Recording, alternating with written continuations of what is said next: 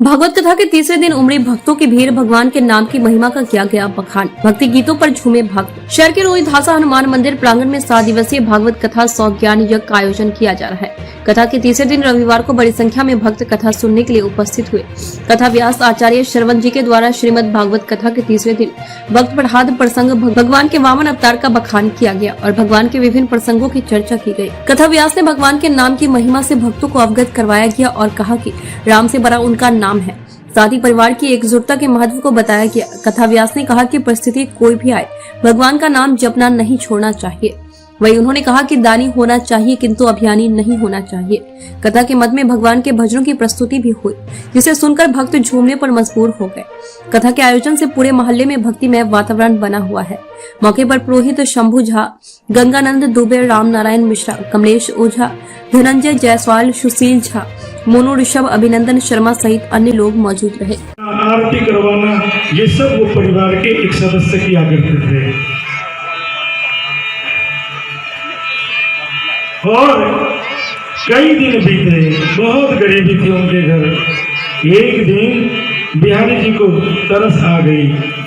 सपने में कहा कि इतने दिन से मेरी सेवा करते हो ना, आज मुझसे तुम कोई एक चीज मांगोगे ना, मैं तुम्हें दूंगा। अब सबसे पहले वो अपनी पत्नी से पूछता, हाँ जी देखो हमने सुबह सुबह ऐसे सपना देखे, इसका मतलब क्या?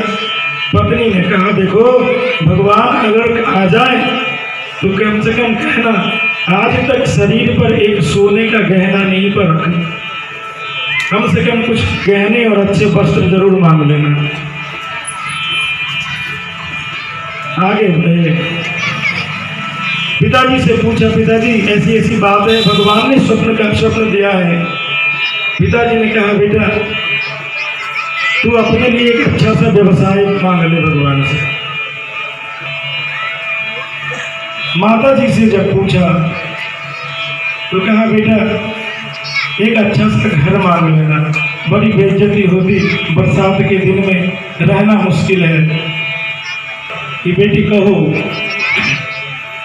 हम क्या मांगे आज ठाकुर जी से? बेटी ने कहा बाबा सुनो, अगर आप मांगते हो तो बस भगवान से इतना मांगना कि हम सारे परिवार एक छाया के नीचे रहें और जैसे आपकी सेवा कर रहे हैं वो सेवा मुझसे कभी ना छूटे। जो चीज हम मांग रहे हैं वो आप मुझे दे देंगे, लेकिन वो चीज नश्वर है, वो फिर समाप्त भी हो जाएगी।